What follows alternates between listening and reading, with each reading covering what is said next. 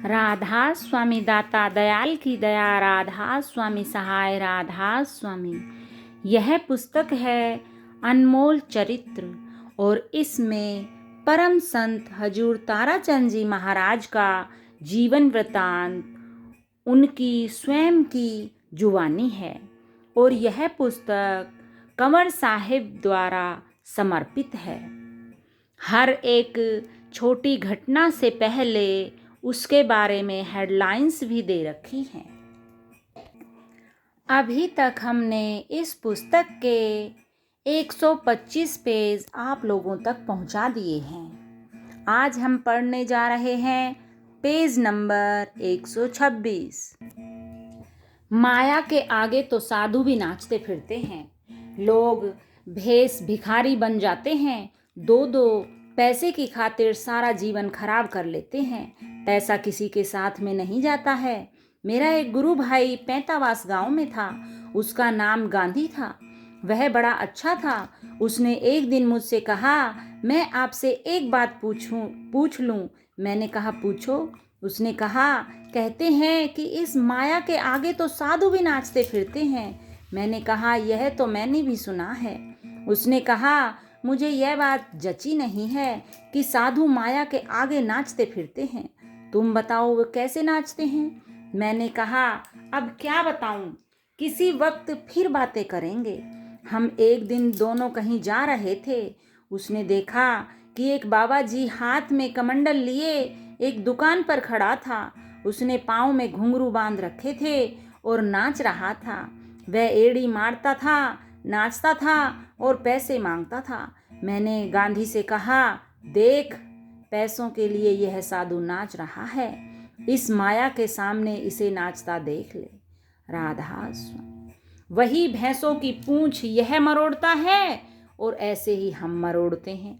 कई प्रेमी सोचते हैं कि यह महाराज हमसे आगे कैसे है, हमारी तरह ही काम करता है, हमारी ही तरह खाता पीता है, हमारी ही तरह बोलता है, यह हमसे न्यारा कैसे है। कई वर्षों की बात हो गई। मेरे कपड़े पीले थे और मैंने एक भैंस ले रखी थी। मैं भैंस को पानी पिलाने के लिए जा रहा था तो एक ने कहा, राधा स्वामी। मैंने भी कह दिया, राधा स्वामी। दूसरा एक मेरे ही परिवार का है। उसने कहा, यह राधा स्वामी कहाँ से हो गया, इसने न्यारा क्या कुछ कर लिया है। वही भैंसों की पूंछ यह मरोड़ता है और ऐसे ही हम मरोड़ते हैं। यो तो न्यारा राधा स्वामी हो गया। मैंने कहा, मैंने तो इसको पहले राधा स्वामी नहीं कहा है, यह तो अपने आप ही बोला है, इसको रोक ले। अब तो मेरे ही पास आकर रहने लग गया है। यही एक न्यारा फर्क है। राधा स्वामी घर छोड़ने से नहीं होता है, वह तो घर में रहकर भी हो सकता है। पूरा विश्वास और श्रद्धा होनी चाहिए। पर ये बातें क्यों हुई? उसने अहंकार से ही ये बातें कही थी। राधा स्वामी। घड़ा तोड़ने पर धूनी वाले बाबा द्वारा दर्शन देना। मेरा कुएं पर मंदिर के पुजारी ने घड़ा फोड़ दिया और कहा, तेरे पास तो चमार धानक बैठते हैं, फिर तू यहाँ मंदिर में पानी का घड़ा भरने के लिए क्यों आया है। मैं अपनी कुटिया में 9-10 दिन तक पड़ा रहा और उसमें से निकला ही नहीं, ना ही पानी पिया और ना ही रोटी खाई। मेरे साथ इतना बुरा क्यों हुआ? मैं यही पश्चाताप करता रहा। मैं जिस मंदिर में जाया करता था वहाँ 400 वर्ष पहले धूनी वाला बाबा हुए थे। मुझे उनके दर्शन हुए। उसने कहा, पगला कैसे पड़ा है, खड़ा हो, रोटी खा, पानी पी, तेरी सब ही चीज़ें न्यारी बन जाएंगी। तू किसी के मुंह की तरफ नहीं देखेगा, सब तेरे ही मुंह की तरफ देखेंगे।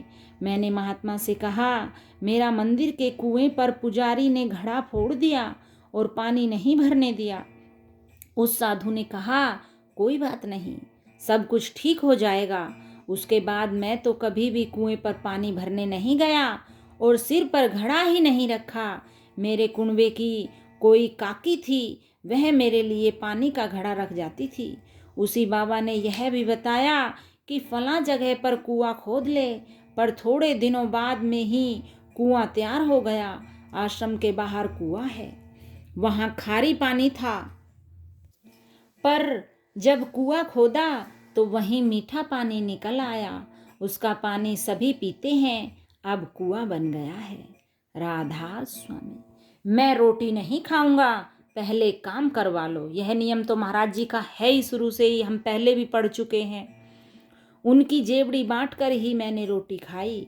हजूर ने 5 वर्ष की आयु से पहले ही दादी जी से जो शिक्षाएं प्राप्त की थी, उनमें से एक थी कमा कर खाना, मुफ्त का कभी भी नहीं खाना। अतः उन्होंने यह नियम बना लिया कि कहीं भी जाओ, किसी के यहाँ जाओ, जितने मूल्य का भोजन किया जाता है उस मूल्य के बराबर काम अवश्य ही करना है। इस नियम को उन्होंने आजीवन निभाया। इसी सत्य का दर्शन निम्न अनुच्छेद में है। यहाँ पर एक मेरा मामा बैठा है, मैं उसके पास चला गया। उस वक्त पर मेरा नाना बड़ा, उन दिनों मैं भी, मेरा एक नेम था कि मैं रोटी घर से बाहर अगले का काम करके ही खाता था। मैं जब गया तो मेरे मामा ने कहा रोटी खा ले। मैंने कहा मामा मैं रोटी नहीं जीमूंगा, तुम मुझसे पहले काम करवा लो, तुम सत्संगी नहीं हो। उसने पूछा तू क्या काम करेगा? मैंने कहा कुछ भी करवा ले, जेबड़ी बंटवा लो। एक खाट के बान आज ही बांट दूंगा, एक खाट के कल बांट दूंगा।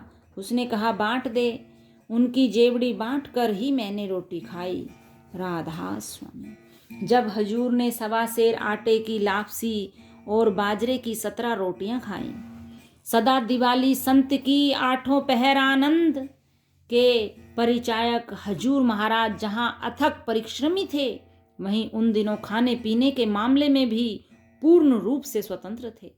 कभी खाने को नहीं मिलता था तो कई कई दिन तक फाके मस्त रहते थे, यानी खा के मस्त रहते थे। और कहीं संयोगवश 2 बार खाने को मिल जाता तो उस समय अपनी शारीरिक सामर्थ्य और परिश्रम में खपी ऊर्जा की पूर्ति हेतु जब खाने बैठ जाते थे तो खाने का भी एक कीर्तिमान रख देते थे। ऐसा ही कुछ परिदृश्य अग्रिम उद्धरण में दृष्टिगोचर होता है। ये स्वयं हजूर महाराज की वाणी में मैंने आप लोगों को बातें बता दी हैं। एक तो खाने का ख्याल रखा करो और दूसरा खाना भी ऐसा खाओ कि जल्दी हजम हो जाए।